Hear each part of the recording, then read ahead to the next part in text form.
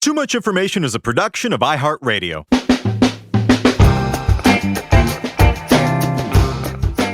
Hello, ladies and gentlemen. Welcome to Too Much Information, the show that brings you the secret history and little-known facts behind your favorite music, movies, TV shows, and more. We are your Rajas of research. My name's Jordan Runtagh. And I'm Alex Heigl.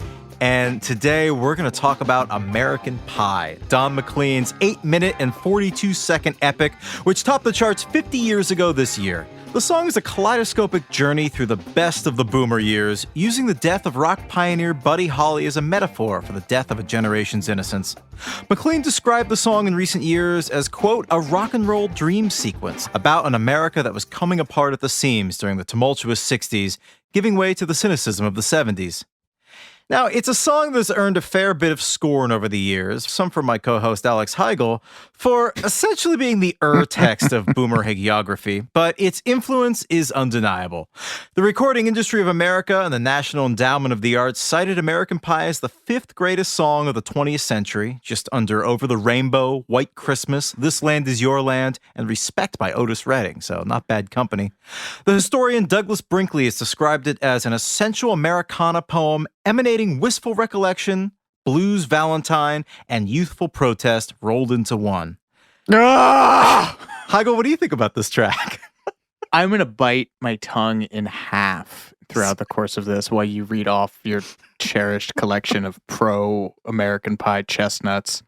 I f***ing hate this song. Why? I hate it.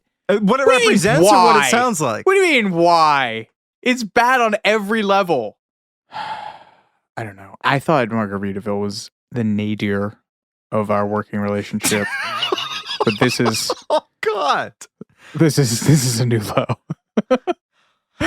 Well, I really don't have a segue out of that. So I'm just gonna pretend that you didn't say all that, and maybe I'll cut it. You know, Heigl, the thing that's so interesting to me about American Pie is that it's such an evocative history lesson told through these allegories. And it's one that's palatable for the masses.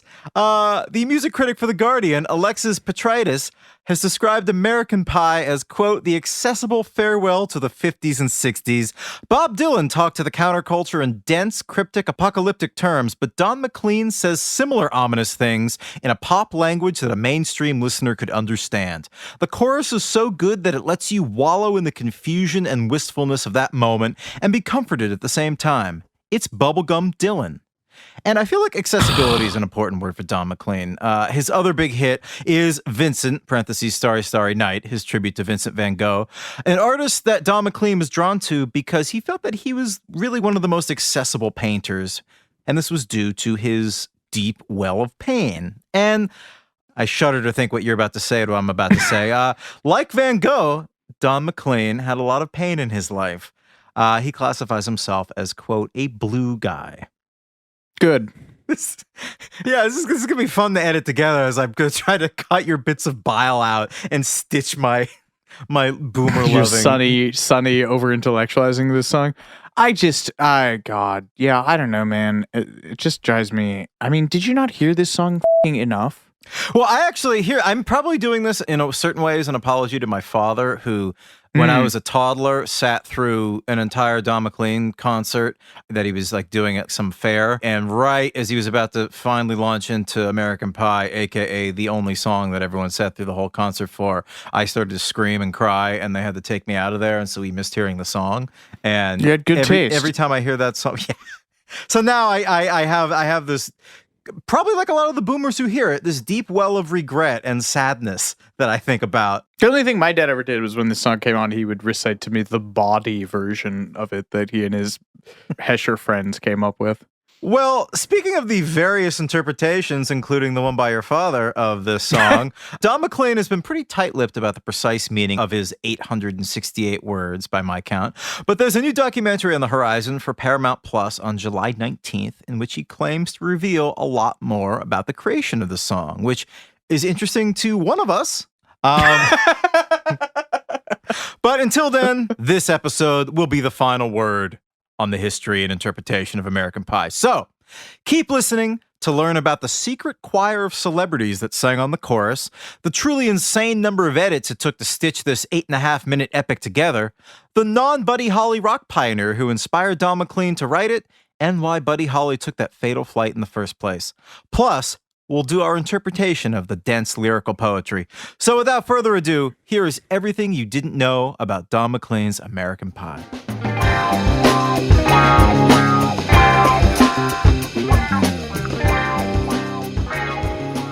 Okay. You're really going to start this off for me? Yeah, I am. Okay. American Pie has its roots in Don McLean's childhood, spent in the New York City suburb of New Rochelle in the 1950s. It is a very cute little town in affluent Westchester County, immortalized in your favorite era of pop culture as the setting of the Dick Van Dyke Show. Mm. And, you know, given the rosy glow of this era that American Pie is filtered through, it's easy to assume that Don had enjoyed the quintessential 50s American upbringing in this upper middle class town, but apparently that was not the case. He has said that he hated growing up there because the citizens were snobbish and judgmental about everything. Quote, "If you didn't drive the right car, if you didn't have enough money, if you didn't wear the right shoes, I hated those f***ers." I feel like that would endear him to you. Class warrior attitude. No. All right.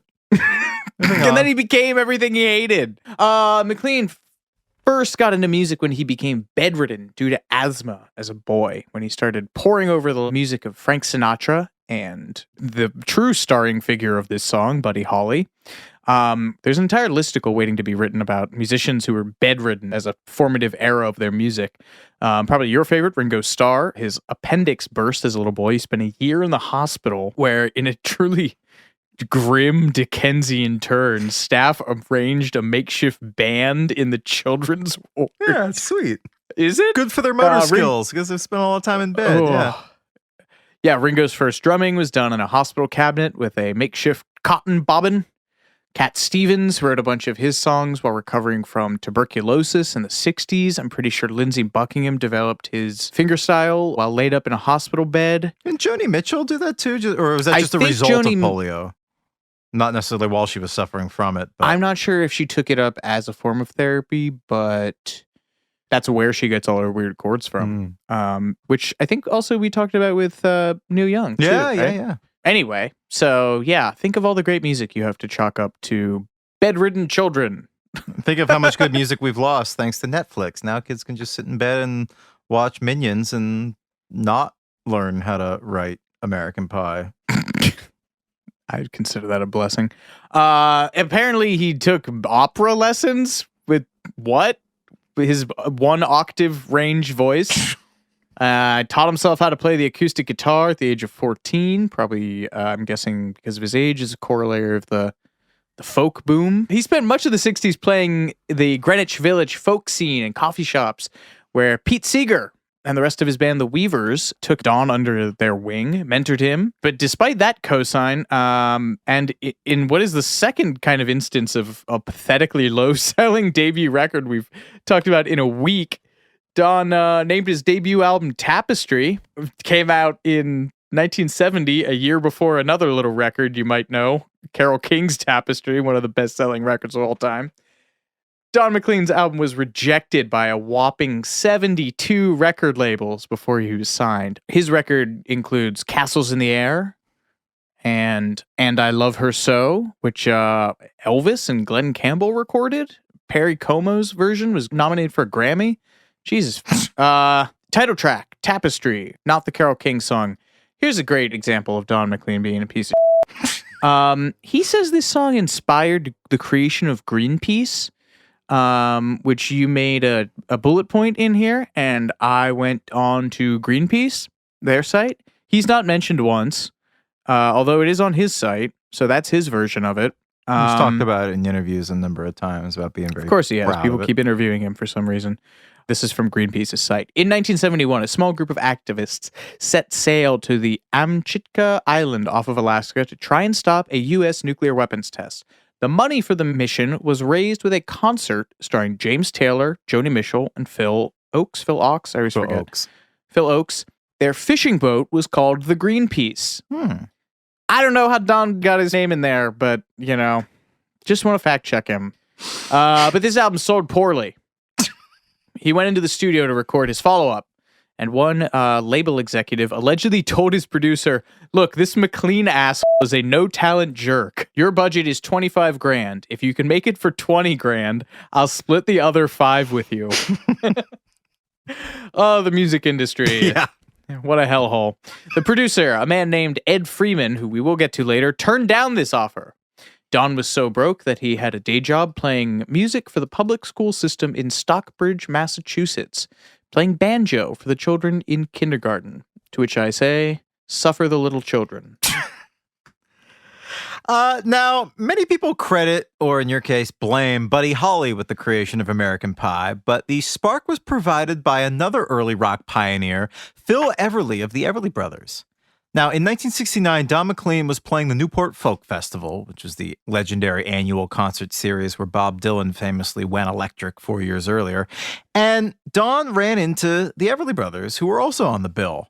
So Don went up to Phil Everly and did the thing that I'm sure all famous people just love, where they get approached by strangers who ask them about other celebrities, their celebrity friends, not even their own stuff, but other people they might know.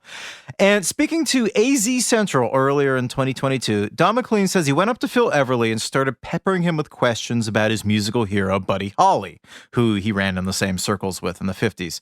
Specifically, Don wanted to know more about the way that Buddy died. And he said, "I know you knew Buddy Holly. And like a kid, I was just like a kid." He said, "What happened? Can you tell me what happened? I wanted to know more than just he got on the plane." And Phil Everly relates... Tell me about his death. Well, yeah, okay. That's kind of a weird... Yeah, I get that. And Phil relayed some really heartbreakingly humanizing details about the plane crash that, though over-mythologized, did, in fact, change the course of music history. The day the music died, very real thing. And Phil Everly said, in short, that after weeks on the road touring in a bus, Buddy Holly chartered a plane to get to his next destination early so that he could do some laundry. That's just, that breaks my heart. And now we're going to go back in time a little bit and do a brief history lesson on the death of Buddy Holly, Ritchie Valens, and JP, the Big Bopper Richardson, the famous day the music died, February 3rd, 1959. In February 1959, Buddy Holly was in the midst of a winter dance party package tour through the Midwest United States with fellow early rock figures Ritchie Valens, who made La Bamba a hit and followed it up with the immortal 50s ballad Donna, and is probably best remembered by a certain segment of the population for the Lou Diamond Phillips biopic in the 80s. There was JP, the Big Bopper Richardson, who's known chiefly for, outside of dying in this plane crash, the pseudo-novelty song Chantilly Lace. And also on the tour was Dion and the Belmonts, who everyone forgets was there, who famously did Teenager in Love, Run Around Sue, great doo-wop icon, and someone named Frankie Sardo, who was also there. I don't know who that is. I love that part in Walk Hard when they're like at the Teenage Talent Show. John C. Reilly is teenage Dewey Cox off stage, and they were watching the Big Bopper do the phone shtick, like, "Hello, baby, this is the Big Bopper calling." And it cuts to them, and they're just all like stone-faced, like, how are we gonna follow that? Again, there was less music back then, so people coasted. People were grandfathered in, just making garbage. And we don't talk about it enough because it's been enshrined. My God, if these people heard like dubstep, their heads would have exploded. Not because dubstep is good, but at least it's interesting. I think. I will say though that they ground it out. This is impressive. These guys were like Black Flag, man. Yes, the Winter Dance Party Tour was basically a disaster even before the plane crash entered the picture. The musicians dubbed it the Tour from Hell, and they weren't kidding. In the grand tradition of DIY gigging groups, there was zero consideration for travel logistics. The gigs were daily and often hundreds of miles apart, so the musicians were just pinballing through the Midwest, often on rural two-lane highways because the interstate hadn't been completed yet. The tour buses, which were essentially rejected school buses, frequently broke down, and they were unheated. And this is the Midwest in early February when temperatures were occasionally recorded at -35. It was so cold in these buses that one musician came down with frostbite and needed to be hospitalized.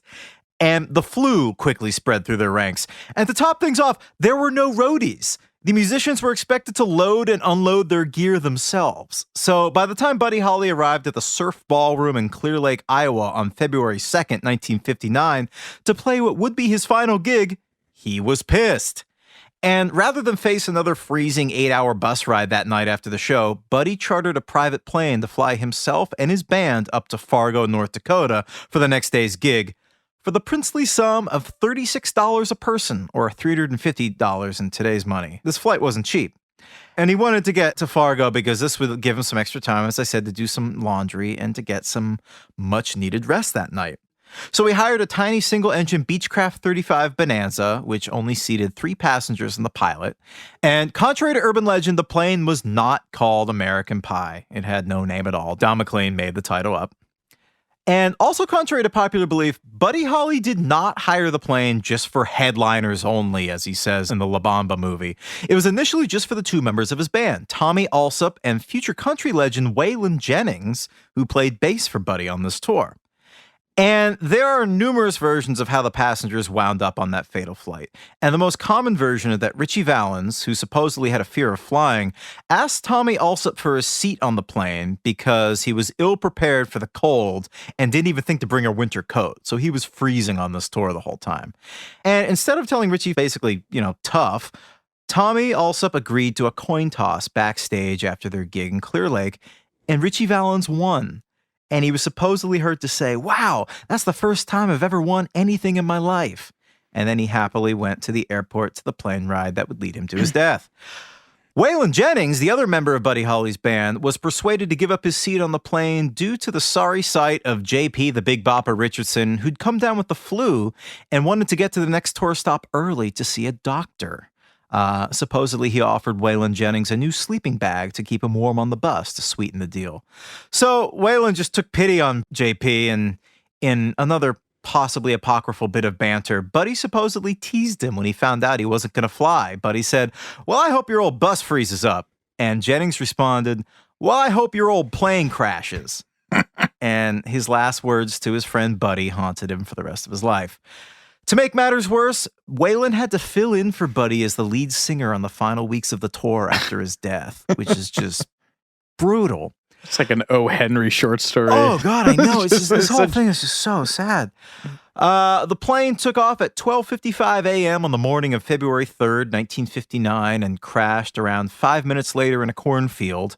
And the cause of the crash is controversial, but believed to be pilot error due to poor weather conditions. And this pilot, who was a young man named Roger Peterson, apparently wasn't properly rated to fly in low visibility scenarios. And this was nighttime. There was lots of wind and snow flurries. He was only 21 years old. Buddy Holly was just 22. And Richie Valens was just 17. Good Lord. Buddy's widowed bride, that our buddy Don McLean so eloquently sang about, Maria Elna Holly, learned of his death on television, and she suffered a miscarriage shortly after, which she attributed to psychological trauma. And Buddy's mother learned of the death through the radio, leading to another ugly scene. And supposedly, I don't know how much of a myth this is, Buddy's death supposedly led to protocols being put in place where authorities don't release the names of the deceased until the next of kin are notified. And there was another weird situation. One of the reasons that Tommy Allsup, one of Buddy's bandmates, wanted to get to Fargo early was because his mother had sent him a registered letter to the post office up there, and he wanted to pick it up. So Buddy agreed to go pick it up for him and told him to hand over his ID. And I guess Tommy was taking too long to fish it out of his wallet, so Buddy was just like, "Just give me your whole wallet. I'll give it back to you. Don't worry." And then when the plane crashed, authorities found this wallet for this guy and searched in vain for his body. So early news reports cited Tommy Allsup among the dead. And I guess a neighbor frantically tried to get in touch with his mother so she wouldn't hear it on TV, but he was all right. And I think he lived until a couple years ago. My buddy Jeff Nolan, who is the Hard Rock Cafe chief curator, showed me the wallet a few years back. And he cites this as his favorite artifact in the 80,000 items that the Hard Rock has collected in their archives. So Interesting bit of rock ephemera there. Also, it was interesting, a few months after the plane crash in this cornfield, they found a gun that they thought maybe belonged to one of the guys on the flight. And they investigated the theory that maybe this gun had gone off in the middle of the flight and that was responsible for the plane crash. And for some reason, I don't really know why this was. I thought that maybe JP, the Big Bopper Richardson, you have to say his full name. It's like a Tribe Called Quest. They thought that maybe JP was the one who got shot. So they actually, I think they exhumed his body and did, an x-ray of it to search for any kind of bullets and didn't find any fragments. So I think that whole theory was put to rest. But yeah, the day that music died, really just one bummer after another. I can't believe he wrote an 8-minute song with nearly 1,000 words and didn't get any of those truly tragic details in there. With the poetry, there's a lot of tragedy in that song. We're going to take a quick break, but we'll be right back with more Too Much Information in just a moment.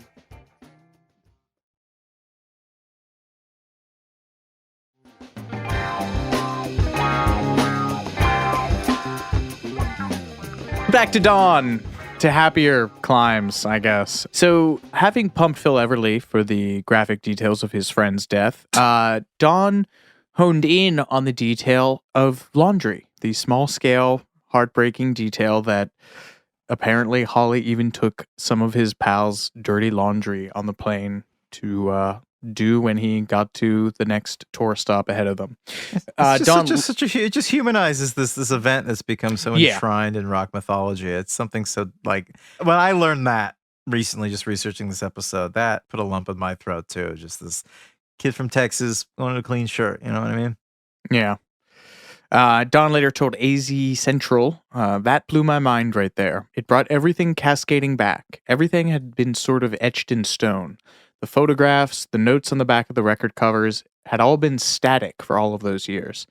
And now suddenly there was this movement. And it all brought him back to 1959, when he had first learned about Buddy's death 10 years earlier, which is possibly where we get the "for 10 years we've been on our own" line, although that is debated. We'll get into that in a second.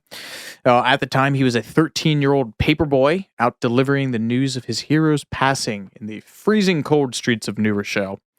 And like many rock fans, the loss felt like a personal one, like the death of a friend. As he told the UK TV show Songbook, quote, "Buddy Holly's death to me was a personal tragedy. I went to school and mentioned it, and they said, so what? So I carried this yearning and longing, if you will, this weird sadness." And, we just mentioned that line, 10 years.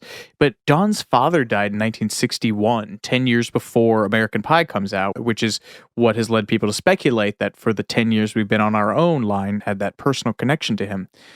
We will get to McLean's historical evasiveness about pinning down an exact meaning to this song, although he has repeatedly said that it is a biographical song. He's made reference to his older sister who struggled with substance abuse issues during his childhood and was, as you might imagine, a source of a lot of strife in the family household. He talked about this to The Guardian in 2020, saying, "That's why I'm a blue guy, I guess. All my stuff is about loss and a certain kind of psychic pain. I've never really been happy." When asked point blank whether or not that verse is about his father, "You've hit the nail on the head," he says, an unambiguous idiom if ever there was one. "I mean, that's exactly right. That's why I don't like talking about the lyrics, because I wanted to capture and say something that was almost unspeakable. It's indescribable." So it's not just about the death of Buddy Holly, but about the death of the good old days and the innocence and optimism that come with childhood. So all of these feelings, all these memories are rattling around Don's head, and they become the intro of the song. More or less fully formed, he sings them into a tape recorder. The melody and the words come together once, and he wrote it down after the fact, kicked around the intro for a few months before figuring out what he wanted to do with it, later saying, "I could have gone 100 different ways with this. I could have made it a slow song. I didn't want any more slow songs. I wanted a rock and roll song." He wanted a song that evoked the intersection of politics and music and how one influences the other. And that's what led to the 6 verses of this. And there's a persistent rumor that he wrote these verses at a bar in Saratoga Springs called the Tin and Lint, and then got so drunk that he left them behind. And American Pie wouldn't exist as we know it today, at least, had a kindly student not scooped up these missing notes and returned them to Don the next day. That's the myth. If I had a time machine, my first 2 stops, Baby Hitler strangle baby Hitler, stop this student from giving Don McLean his notes. Well, Don 1 McLean has and 2. denied this story, though, so you might be wasting your trip.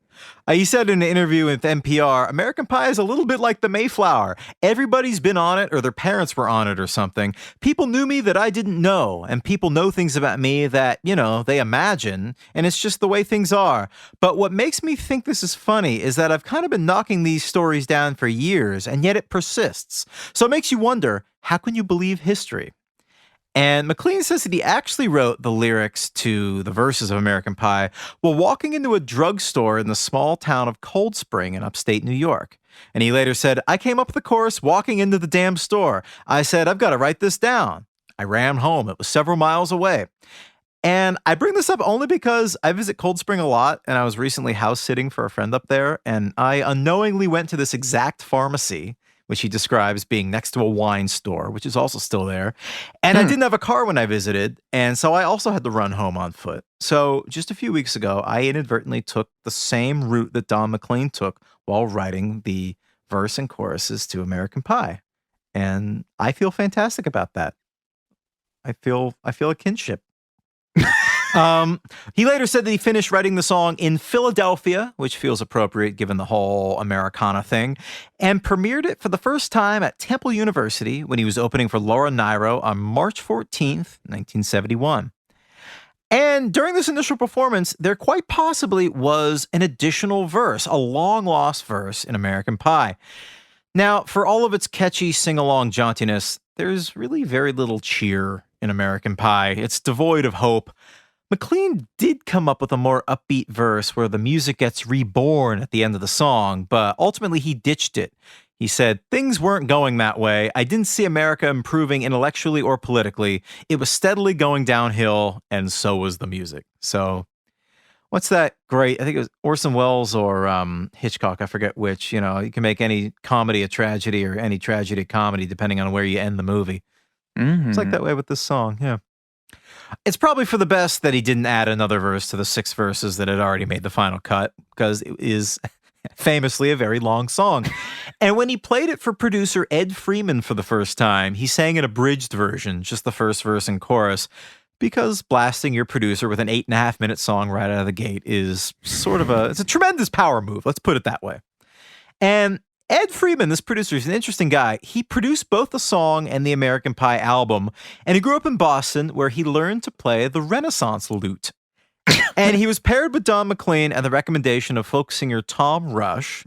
And in addition to Don McLean, this guy Ed Freeman worked with Carly Simon, Greg Allman, and Tim Hardin before chucking it all to become a photographer who's since become renowned for his nudes. And he shot a cover for Playboy magazine in 2019. So yes, the producer of American Pie has also produced a cover for Playboy. Good for him.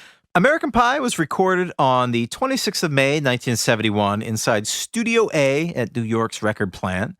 And initially, Don McLean wanted to record American Pie with just an acoustic guitar, similar to the albums that Freeman had produced for the folk singer Tom Rush.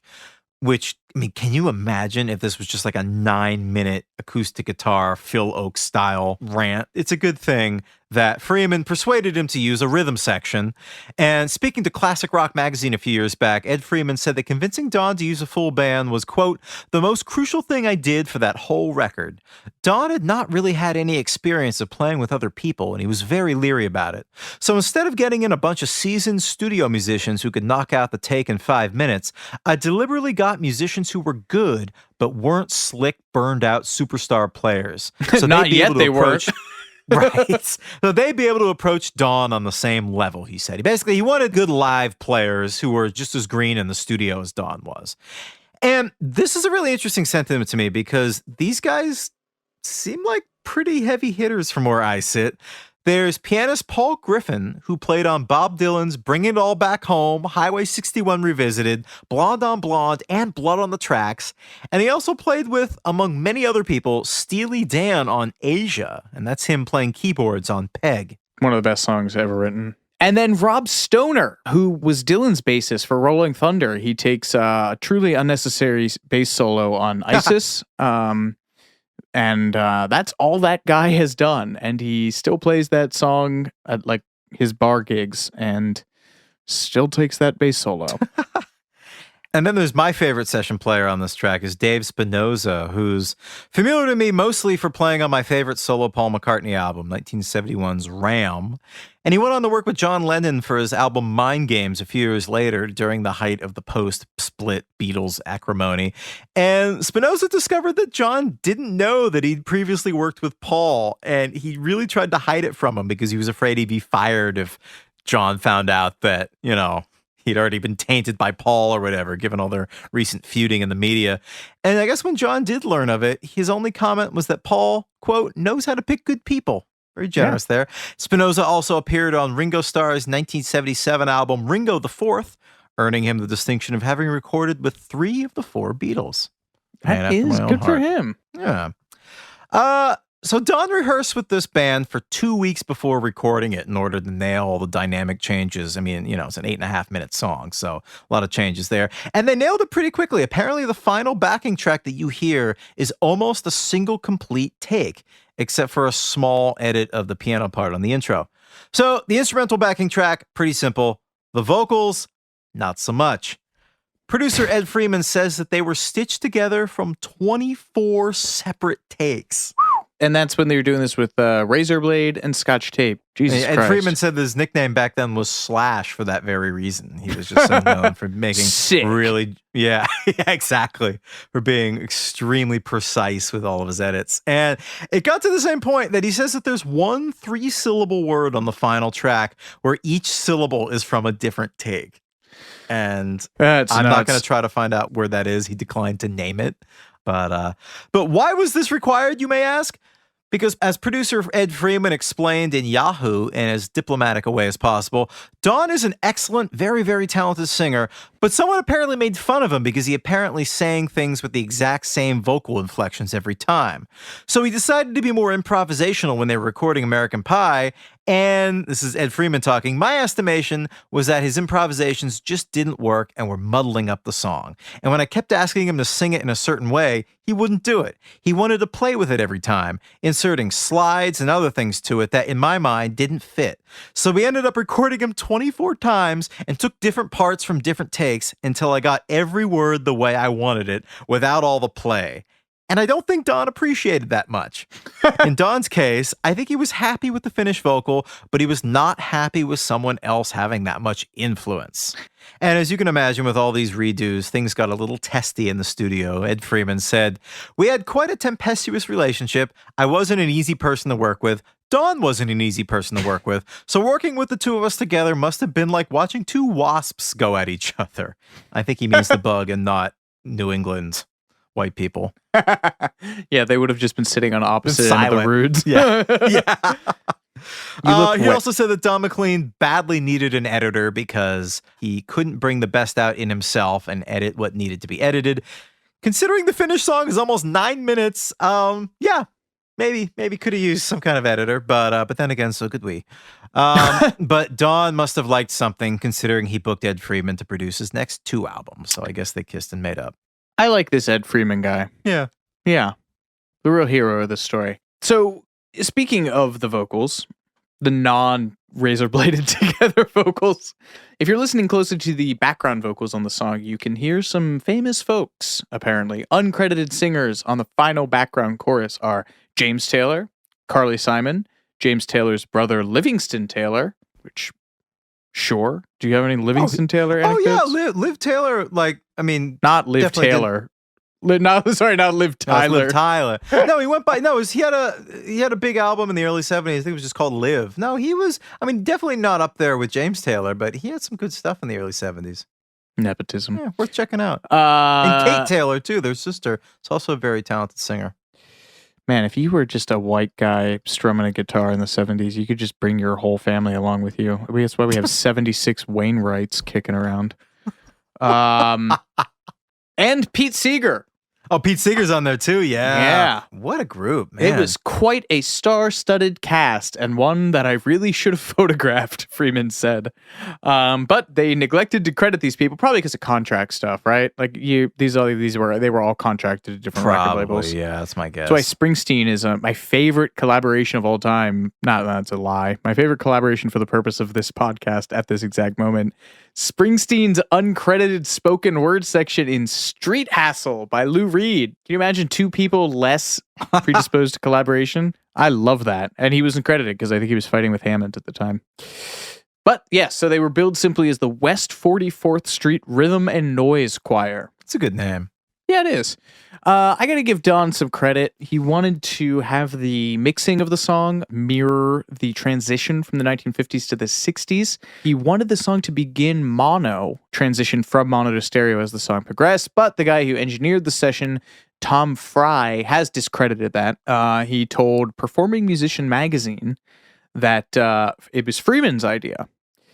He said he originally wanted American Pie to start in mono and then go to stereo, but that wasn't really doable with the board we had, so I talked him out of it. Yeah. I don't buy that. That's a mixing thing. That's not, well, whatever. Maybe it just was more trouble than it was worth for this high concept thing. I think that was probably already seemingly spiraling out of, 24 different takes stitched together. They probably just wanted to get it out the door. Yeah. Speaking of that length, this is one of the many technical problems posed by American Pie. It's 1971, an era when many radio stations, particularly AM stations, were demanding radio edits around 3.5 to 4 minutes. American Pie is a tidy 8 minutes and 42 seconds. And you can't really edit much of it out. Kind of doesn't really work. I guess you could. It's all so essential. Sorry. As Ed Friedman says, there was no way to physically put an 8-minute song on one side of a 45, which would have been the single release for it. So we split it, part 1 and part 2. Even so, I spent weeks in the mastering lab looking at every groove under a microscope to see if we were actually getting the song on there so the needle wouldn't skip. And we still had 100,000 returns on 45s because the needle did skip. Wow. Oh my God, it was a fucking nightmare. 100,000. Imagine being Ed Freeman and not only is the creation of this song a fucking nightmare, but the mixing of it, the mastering of it, you get it out the door, a sense of peace returns to your life for the first time in months, and then you hear that it hasn't been mastered correctly and people are sending the 45 back. Oh man. The only person more haunted by this song than I am. American Pie was released in October of 1971, spent 4 weeks at number 1 on the Billboard Hot 100. Fittingly, it remained there on the 13th anniversary of the day the music died that February. If you're a numerologist, that might be interesting to you. It was also the longest song to top the charts, a record it held for 50 years until Taylor Swift released her re-recorded version of All Too Well in November 2021, which clocks in at 10 minutes and 13 seconds. It's interesting to me that Don's other major chart hit, which is his tribute to Vincent van Gogh, Vincent, is about the loss of another important cultural icon. So he loves eulogizing. At Eulogizer, this is most likely to eulogize in his high school yearbook. Just loves writing about incredibly beloved, widespread, massively popular figures who don't need to be eulogized. Just taking shots at Don. Come at me, Don. I'll fight you in a New Rochelle park. I'll fight you in a New Rochelle parking lot. I'll fly there on my own dime. Watch him whip my ass. Watch 80-year-old Don McLean just throw hands, break my jaw. That would be the most Heigl comeuppance. I shoot my mouth off and a boomer musician with one hit to his name just wrecks my shit. Thankfully, it was snubbed at the Grammys, where it lost both Song of the Year and Record of the Year to Roberta Flack.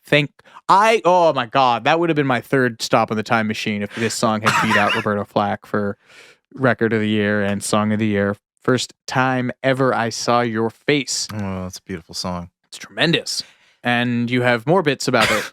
Yeah, this is interesting to me because Roberta Flack won the same pair of awards, Song of the Year and Record of the Year, the following year at the Grammys for Killing Me Softly with his song, which was actually written about Don McLean.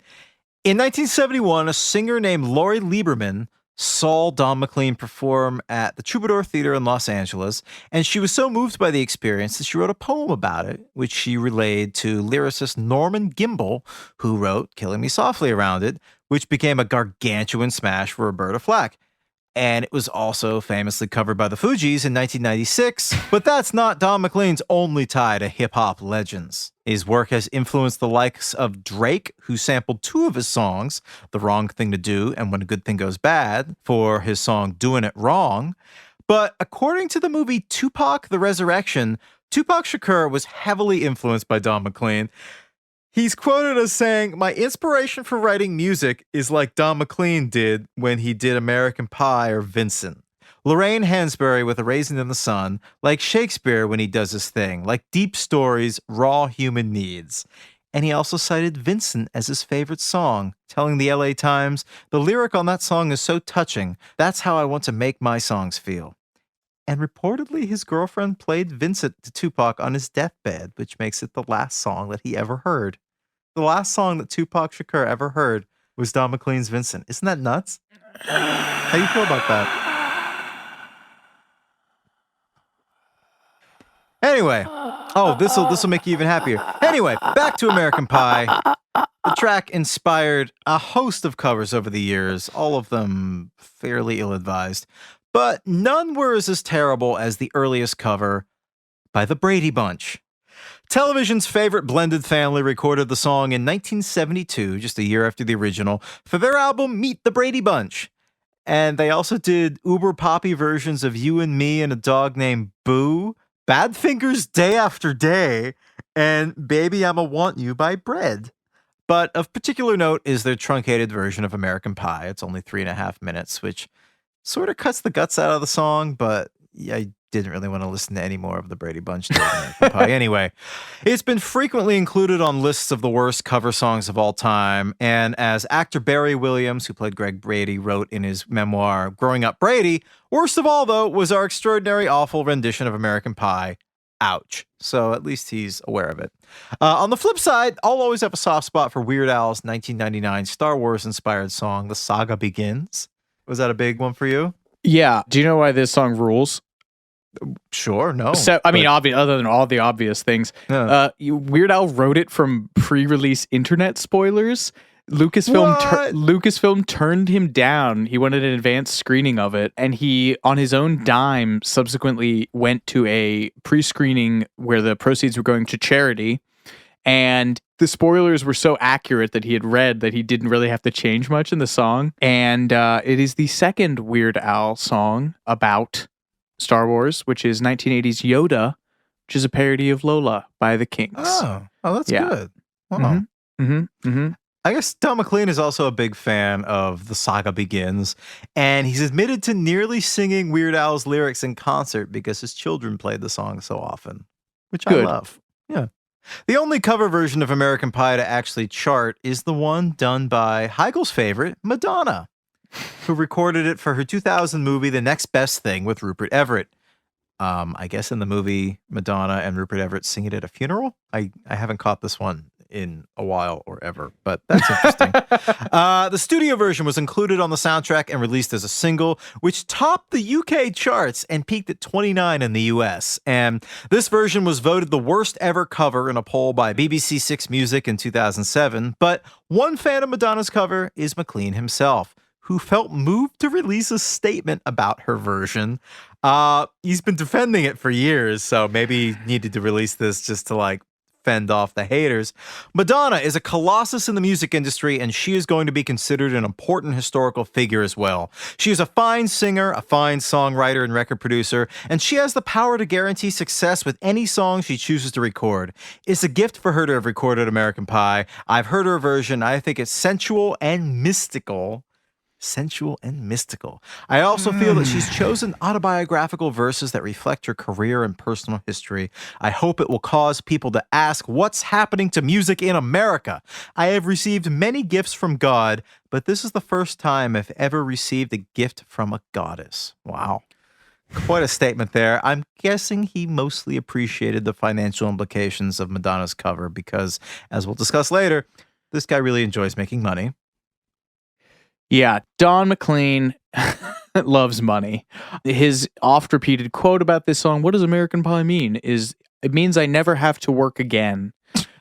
Medium funny. Yeah, once again, wow, our generation doesn't get pensions or health care, but I'm glad this guy can make six figures from a 50-year-old song.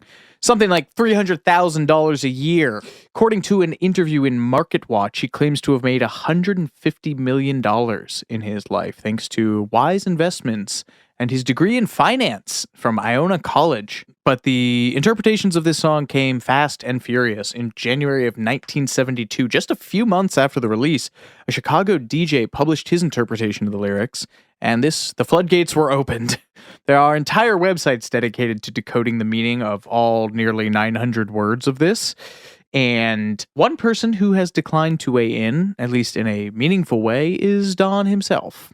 In 1978, he did admit that the lyrics were an autobiographical take of his own life from the mid-50s to the mid-60s, but that's kind of it. In 1993, he published an open letter to fans as part of the syndicated Straight Dope column in the Chicago Reader. Did he have a syndicated column in the Chicago Reader? Was he answering questions? They've never heard of Straight Dope? Oh, they publish like books and stuff. It's almost like a Snopes, like they'll, fact-checking kind of column. It's pretty cool. No, we didn't get all weeklies in all weeklies? We didn't get anything. We got this Uncle John's Bathroom Reader. Yes, like 7. All the news I need is from Uncle John's Bathroom Reader. There were like 7 different copies of those scattered around my house. This letter read in part, "As you can imagine, I've been asked many times to discuss and explain my song American Pie. I have never discussed the lyrics, but have admitted to the Buddy Holly reference in the opening stanzas. I dedicated the album American Pie to Buddy Holly as well in order to connect the entire statement to Holly in hopes of bringing about an interest in him, which subsequently did occur. You will find many, quote, interpretations of my lyrics, but none of them by me. Isn't this fun? Sorry to leave you all on your own like this, but long ago I realized songwriters should make their statements and move on, maintaining a dignified silence." This sounds like the Zodiac's letters or something. Isn't this fun? Sorry to leave you on your own like this, but I realized long ago... I must be going now. Yeah. What a f***ing chud. So I make my statements and move on. I'll just continue dining out on this for the entirety of my natural life. Oh, boy. Yeah, I mean... I'll read this line because there's no way you can read this. Yeah. For him, the song's become an impressionistic, dreamlike fantasia of the youth culture explosion in the 60s, and he preferred to keep it poetry rather than make it literal and remove the power of the words through the imaginative interpretation of the individuals.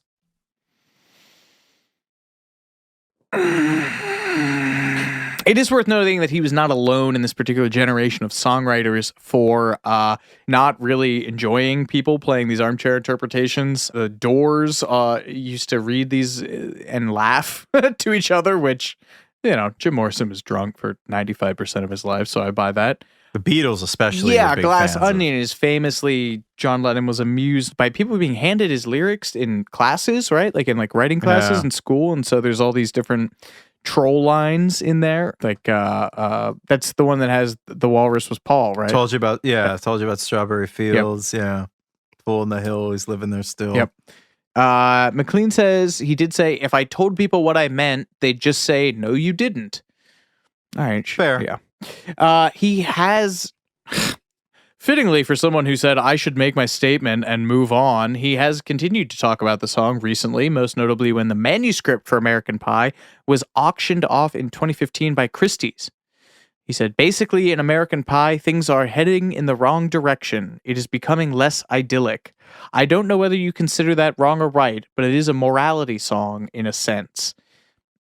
He likened singing the line, singing Bye Bye Miss American Pie, to the apocryphal story of Nero playing the fiddle while Rome burned. But much like Carly Simon's You're So Vain and Alanis' You Ought to Know, it will be one of those songs where the true on-the-record meaning is forever obscured by the mists of time. As you meditate on that, we'll be right back with more Too Much Information after these messages.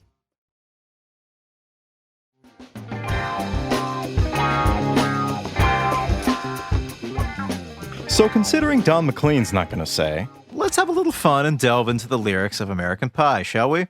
Yes, let's have. Shall we? Answer me. Yes, Jordan, let us have fun. Yeah, let's have fun.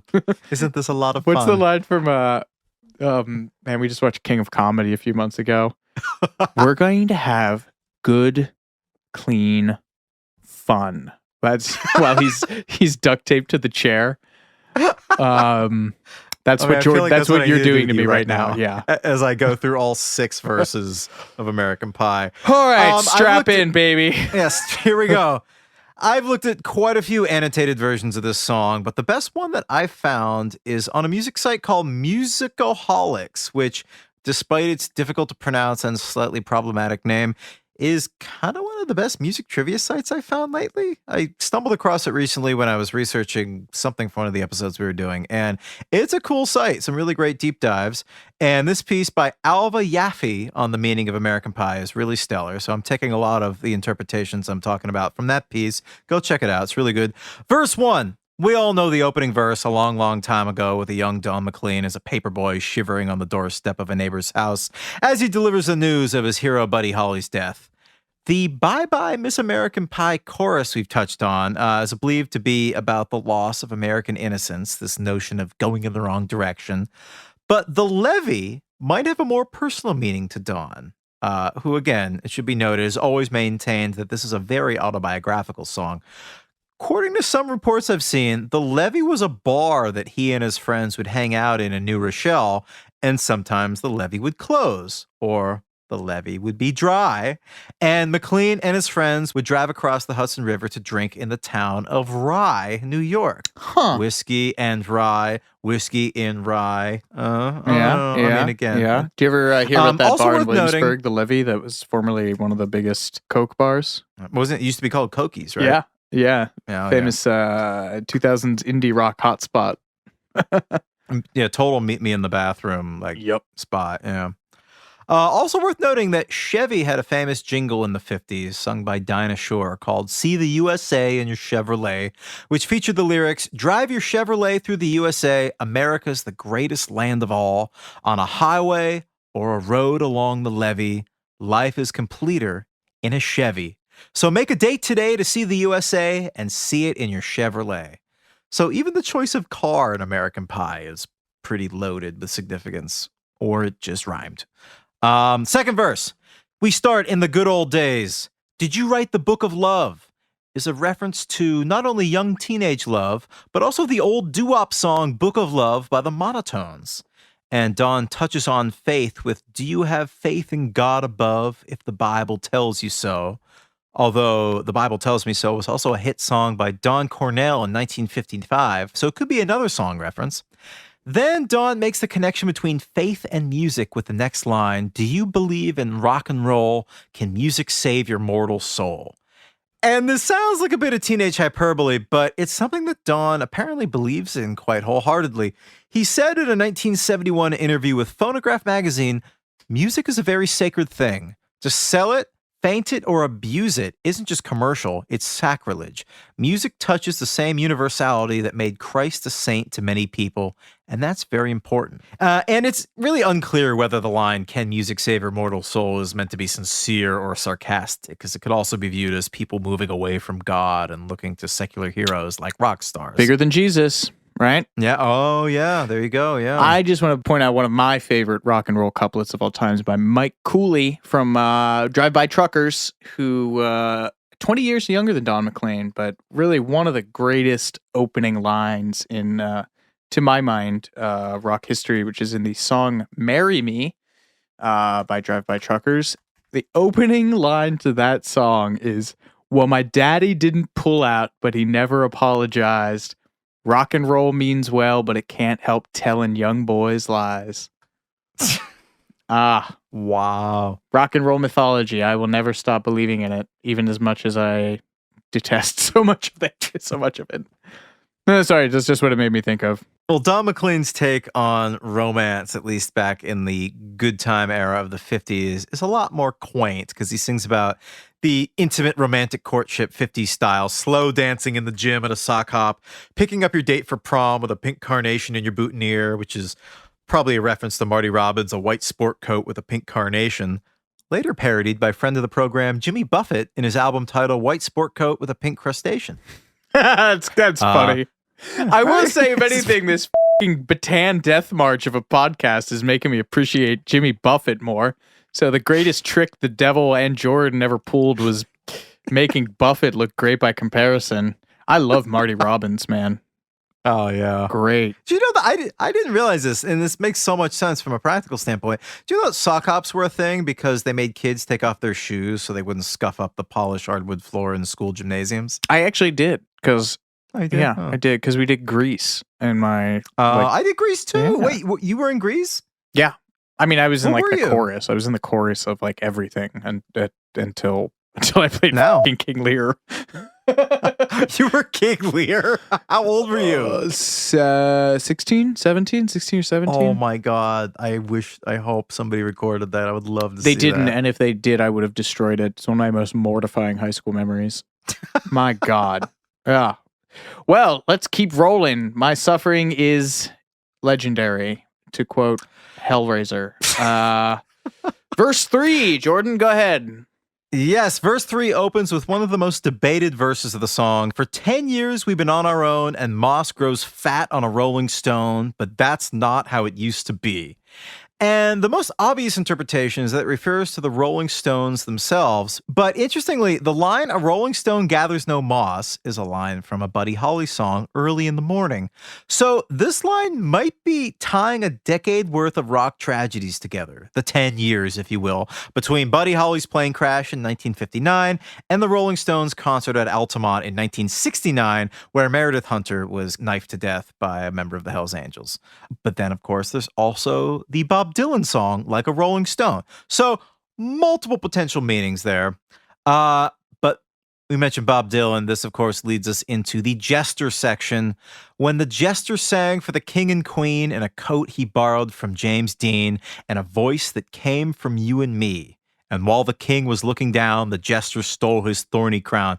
The jester, of course, is widely believed to be Bob Dylan, and the coat he borrowed from James Dean is believed to be the outfit he wore on the cover of his Freewheelin' album, where he's walking down McDougal? Jones Street. Oh, Jones. It's a cold day, and he's got a coat buttoned up. That's a James Dean jacket? Yeah, I mean, I think he's looking at the Rebel Without a Cause, like red windbreaker kind of thing. I don't know. It's iffy. Yeah, It's iffy. That's the I'm theory, not going to give though. him that one. Yeah. The voice that came from you and me line is thought to be a reference to Dylan's untrained singing style and also his status as the spokesperson for his generation, famously. The king and queen that the jester sang for, this gets a little thorny. There are some who believe that this is a reference to JFK and Jackie Kennedy, playing off the whole Camelot myth of the Kennedy White House. And there are also some who take a literal approach, believing that the king and queen are actually Martin Luther King and Queen Elizabeth II, who I guess Bob Dylan did sing for on separate occasions, which is interesting. Taken alone, the line, "While the king was looking down, the jester stole his thorny crown," seems to reference Bob Dylan becoming the dominant force among young music fans, stealing the mantle from the king of rock, Elvis Presley, who was either serving in the army or serving in Hollywood. Either way, he was kind of out of commission. The thorny crown in question is thought to be the price of fame. I guess Don McLean was specifically asked about this interpretation in a piece in The Guardian, and he got a little testy. He said, "As I've told people, you're going to call Elvis the king? The king in my song is a thorny crown, and only Jesus had a thorny crown. I think I was very clear about that. There's a lot of reasons why I don't turn this into a board game, because it's not. American Pie is an impressionistic piece." So, okay, he's no help there. There are others who go back to the Kennedy interpretation and that the jester was Lee Harvey Oswald stealing the thorny crown from Kennedy by assassinating him. This interpretation is bolstered by the next line of the song. "No verdict was returned, the courtroom was adjourned," meaning that the nation got a never concrete answer or closure regarding the assassination of JFK. And Don McLean has talked a great deal about the impact that both the assassination and the fallout surrounding the controversies and conspiracy theories had on his generation. And he said the institutions began failing in the 60s because people didn't believe in them anymore. My little theory is that we were brought up on rock and roll and God and country and Western movies, and morality plays about right and wrong. Everyone knew Hopalong Cassidy and Roy Rogers and their code of conduct. After Kennedy was killed, I read Mark Lane's Rush to Judgment, which was a very famous book in the mid-'60s disputing the Warren Commission findings that Lee Harvey Oswald acted alone in killing JFK. And Don McLean said, all of us were in college realizing that the government was withholding information about the assassination, and still is. I'd like to pause right here. You know how there's this theory that the Zodiac killer was never caught because there was actually two people working as a conspiracy, and that's why all the evidence never added up to conviction? I almost wonder if that's the case with these lyrics. Like, a lyric will have context in relation to the line before it, and then that context will change when you hear the line after it. So perhaps there are multiple theories that are correct about the same line. It's like Schrodinger's interpretation. By merely speaking about it, you change the context of it. Yes, exactly. Yeah, these metaphorical figures and archetypes have multiple meanings simultaneously. That could be what's happening with this song. I think if anything has ever summed up the dichotomy of your personality, it is waxing rhapsodic about the interpretations of American Pie and somehow connecting it to the Zodiac. And JFK. And JFK, yeah. And now we're going into my beloved Beatles. Here we go. Great. This is really, no wonder I wanted to do this episode so badly. While Lennon read a book on Marx, the quartet practiced in the park. And this could be a fantastic bit of wordplay referencing John Lennon reading up on communism and singing about revolution as he did in 1968. Although in the single version of Revolution, he doesn't know if he's for or against Chairman Mao. He sings Count Me Out in the single version. But it could also be about the rise of the Soviet bloc in Eastern Europe, and the quartet practicing in the park could be a reference to the Beatles playing huge stadiums like Shea Stadium or Candlestick Park. The world may never know. Verse 4. In verse 4, we find the chaos of the 60s in full force. Helter Skelter in a summer swelter, obviously a reference to the Manson murders, and possibly the riots in the summer of 68, culminating in the clash between protesters and cops in Chicago at the Democratic National Convention that August. The birds flew off to a fallout shelter 8 miles high and fallen fast, obviously a reference to the Byrds song 8 Miles High. Perhaps a reference to the center of the music world shifting from LA, where the Byrds are from, to San Francisco in 66, 67. With the jester on the sidelines in a cast, the next line, more mounting evidence that the jester is indeed Bob Dylan, because 1966 and 1967 marked the period of his semi-mythical motorcycle accident and lengthy period of recuperation, during which he withdrew from the music industry entirely. The halftime air was sweet perfume while the sergeants played a marching tune. My interpretation of that is that it's another reference to the Beatles, who released Sgt. Pepper's Lonely Hearts Club Band on June 1st, 1967, kicking off the also semi-mythical Summer of Love. They became the sergeants who led the march of the counterculture, thus leaving Dylan, a.k.a. the jester, behind on the sidelines in a cast. But at the peak of the sweetly perfumed summer, there was civil unrest. We all got up to dance, but we never got the chance, he sings. He looked on as players tried to take the field, but the marching band refused to yield. This line alone is hotly debated. Many say that the marching band could have been police blocking civil rights protesters. Others say it's the Beatles preaching nonviolence with their 1967 hit, All You Need Is Love. Verse 5. Another chorus. And then we're into verse 5. Oh, and there we were all in one place, a generation lost in space with no time left to start again. This seems to be the summer of 69 when the youth generation gathered at Woodstock just weeks after Neil Armstrong became the very first human to walk on the moon. Flash forward a few months to the Rolling Stones concert at Altamont in December of 69 when drug use led to violence at the hands of the Hells Angels while the Stones performed, opening with their new single Jumpin' Jack Flash. And as Dawn sings, so come on, Jack, be nimble, Jack, be quick. Jack Flash sat on a candlestick, 'cause fire is the devil's only friend. And as I watched him on the stage, my hands were clenched in fists of rage. No angel born in hell could break that Satan's spell. Angel born in hell seems to me like a reference to the Hells Angels, which would make Satan Mick Jagger, I guess. Satan's spell. Hells Angels couldn't break it. I don't know. All the shitty rhymes in this song make me want to hear the Beastie Boys cover this, just so they can do that classic like 80s rap thing of being like, Oh, and as I watched him on, then they all yell, "Stage!" My hands were clenched in fists of rage. No angel born in hell could break that Satan spell. That was terrible. I love that. Oh my God. Some interpret Don McLean as holding Mick Jagger and the rest of the Stones responsible for the death at Altamont, as anyone who's seen the Maysles documentary, Gimme Shelter, could probably attest. And he continues with the line, and as the flames climbed high into the night to light the sacrificial rite, I saw Satan laughing with delight the day the music died. Tremendous 3-line stretch of end rhymes there. That's the only line in this I actually like. It sounds like Black Sabbath. I do want to personally thank Don for not re-releasing this song after Woodstock 99, which seems like a missed opportunity for him to make money and also get on his f***ing high horse about this. Woodstock 99, of course, famously being a orgy of destruction, arson, and rape, during which the Red Hot Chili Peppers covered Jimi Hendrix's Fire, and Limp Bizkit covered their own song, Break Stuff, leading people to set things on fire and break stuff. All right. In a way, we could have seen that coming. Yeah, just reading the set list is an instruction manual, really. Prophetic. No. Oh, boy. And then finally, we slow it down for the final verse. I met a girl who sang the blues and asked her for some happy news, but she just smiled and turned away. A line, I never really made this connection, a line believed to be about Janis Joplin and her death in October of 1970. And Don heads down to the sacred store, the record store, where he heard the music years before, but a man there said the music wouldn't play. And this could be a metaphor, or it could be a very literal meaning.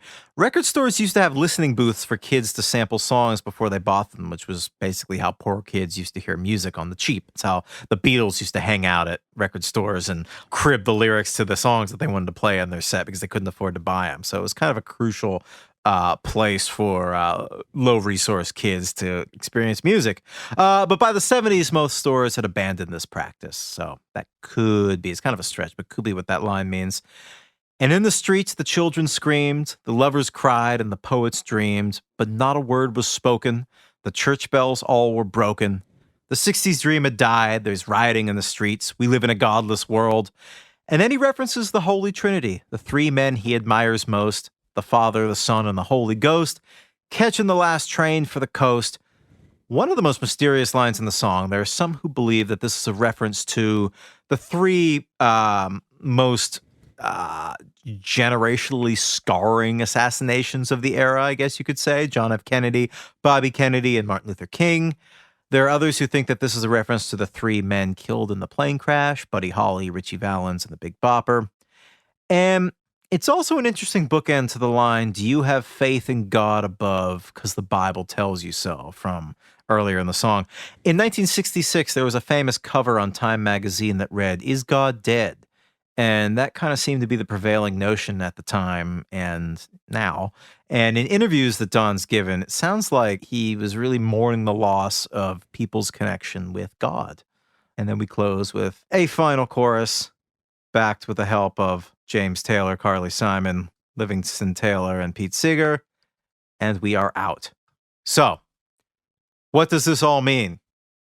Heigl, what does this all mean? Well, I think the Father, Son, and Holy Ghost is pretty self-explanatory. Buddy Holly is, of course, the father. Ritchie Valens, at the age of 17, is the son, which would make the Big Bopper the Holy Ghost, which I believe in, personally. Myself. Can you imagine being haunted by the Big Bopper? Hello. You're just like in your room late at night. Yeah. You hear trying to you look sleep. up in the corner. He's like spread there like the Exorcist, going, This guy "Hello." in a checkered sport coat, holding an old 50s rotary style phone, doing his shtick in the afterlife. Rosemary's Baby. It's also 68 had come out, and there's that line, God is dead. God is dead. Satan lives. Satan lives. This is year one. The year is one. Yeah. So maybe Don McLean saw Rosemary's Baby. All right. So we mentioned earlier that Don McLean as he's wont to do, took credit for this song creating a resurgence in the interest around Buddy Holly, and I regret to inform you he was correct about that. The song did go a long way in revitalizing interest in Holly and directly led to the 1978 biopic The Buddy Holly Story, starring Gary Busey, who probably means go Gary can thank Don for his career. McLean has said, if you talk to Maria Elena, the widowed bride mentioned in the lyrics, she will tell you that Buddy got more publicity after I wrote my song than he'd ever gotten in his life. I know it sounds self-serving, but if you check it out, you will find that out, and that started the whole thing going. The renewed popularity of Buddy meant that writer John Goldrosen has said he was finally able to get his Holly biography published, and that was the book that got adapted into the Buddy Holly Story, starring Gary Busey. There's a very nice, sweet full circle moment. McLean autographed the wall at the Surf Ballroom where Buddy played his last gig just hours before he died. Though he was pleased to shine some light on his hero, McLean has been frustrated that many have reduced American Pie to just a story about Buddy Holly. He said, the fact that Buddy Holly seems to be the primary thing that people talk about when they talk about American Pie is kind of sad, but fine with me. Because only the beginning is about Buddy Holly, and the rest of it goes on and talks about America and politics and the country, and trying to catch some kind of a special feeling that I had about my country, especially in 1970 and 71, which was very turbulent. But one person we have not heard from in relation to this song is Bob Dylan. That's right, folks. He did not appreciate the implication that he was the jester in the song, addressing it during a rare interview in 2017, in which he said, yeah, American Pie, what a song that is, which is such a tremendous bit of shade. He continued, a jester? Sure, the jester writes songs like Masters of War, A Hard Rain's Gonna Fall, and It's All Right, Ma. Some gesture. I have to think he's talking about somebody else. Then Dylan adds, ask him. Talk about, man, Dylan Imagine being the interviewer on this. Dylan can still pull out the knives. That is a murderous quote. Name dropping 3 iconic songs against one piece of I love that. Someone did subsequently ask Don, because people keep doing that. As recently as 2020, McLean replied, I can't tell you, but he would make a damn good jester, wouldn't he? Didn't Steelers Wheel, didn't they also call him stuck in the Jokers to the left of me? Oh, jester, joker. These people gotta stop clowning on Dylan, man. He then went on to add that Dylan's son, Jacob, no stranger, of course, to the machinations of music industry nepotism, asked him the same question, and he didn't tell Jacob Dylan either. But yes, the lore around American Pie has only grown over the years, and in 2015, the working manuscript that Don McLean used to write the song sold at auction for $1.2 million. And considering the song is nearly 9 minutes long, it should come as no surprise that this manuscript ran to 16 pages, many ripped out of a spiral notebook. And it contains lines that didn't make the final cut, including, and there I stood alone and afraid, I knelt to my knees and there I prayed, and I prepared to give all I had to give, if only he would make it live again. Don claimed that he would give away some of the secrets of the song when it was auctioned off. And I think in the auction booklet, he confirmed the theories about Dylan and the Jester, Elvis and the King, and the climax of the song at Altamont. So basically the more obvious ones he confirmed. But this manuscript sold to an unnamed buyer for $1.2 million, which I believe made it the 9th highest selling either manuscript or lyric sheet of all time. Either way, a lot of money. And the hilarious part is that Don had more or less forgotten that he even had the manuscript until Rolling Stone editor Ben Fong Torres asked him about possibly giving this manuscript to the Rock and Roll Hall of Fame. And Don was like, oh yeah, that. Oh, he said he wasn't even sure if he still had it. And then he went looking for it, dug it out, and instead of donating it to the Rock and Roll Hall of Fame, like Ben Fong Torres asked, he promptly put it up for auction. Which is hilarious. I hope that he cut Ben Fong Torres in, at least. Don discussed the sale just before the auction in Rolling Stone, I believe. I'm going to be 70 this year. I have 2 children and a wife, and none of them seem to have the mercantile instinct. I want to get the best deal I can for them. It's time. And he's spoken at length about wanting to sell all of his stuff before he dies, like song lyric sheets, guns, saddles, hunting knives, banjos, guitars, custom boots, his car. It's this funny mishmash of like this Buddhist sense of cleansing and also deep control freak sensibilities. I'm really fascinated by that. Oh boy. Tell us more about Don McLean's lust for the Hobbit's gold. Yes, he's very good at making money. Again, he claimed a few years back to have amassed a fortune of $150 million. He majored in finance and minored in philosophy, which I think is such a fascinating insight into his psyche. He owns his song catalog and licenses American Pie out to ads, including one for Chevy in 2002, appropriately enough. And they also had another fantastic slogan. They don't write songs about Volvos, which is pretty good ad copy for Chevy. I like that. Don also took a page from the Jimmy Buffett Margaritaville playbook and trademarked titles and phrases from his biggest songs, including American Pie, Starry Starry Night, The Day the Music Died, and Bye Bye Miss American Pie. Do we have to pay him now that we've said these on the show? Almost certainly. And he says as much on his website, which I think is a weird thing to brag about, unless it's just meant as a warning. This is the same website that claims that his song Tapestry led to the creation of Greenpeace. So his website's full of lies, fun facts. Lies. There are multiple songs written about Volvos, by the way.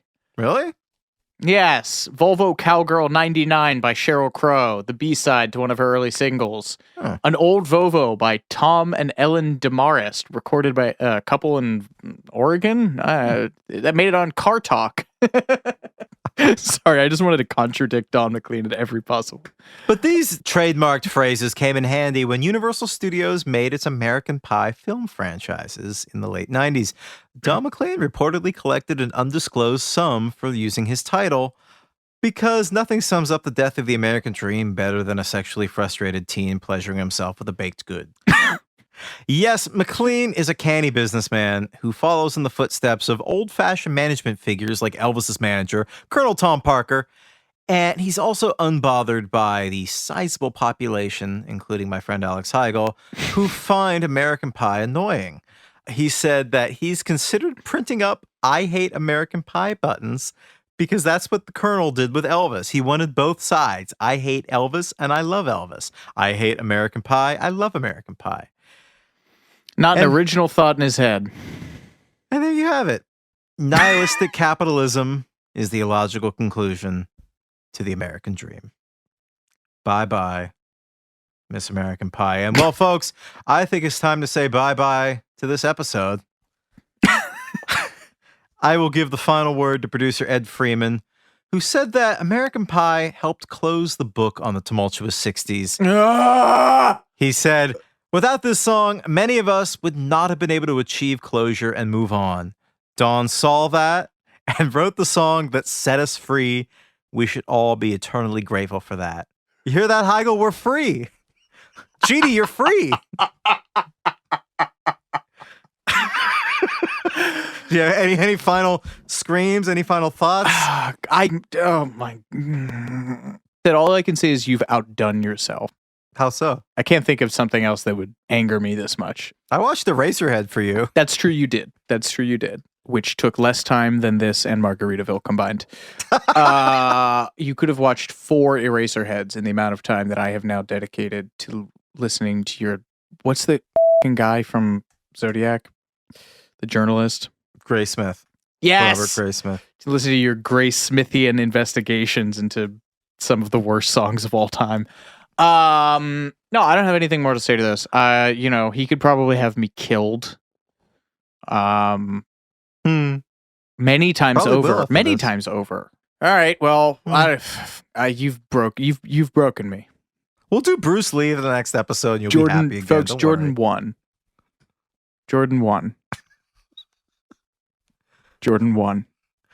Well, folks, thanks so much for listening. My name's Jordan Runtagh. I'm Alex Heigl. I will catch you next time.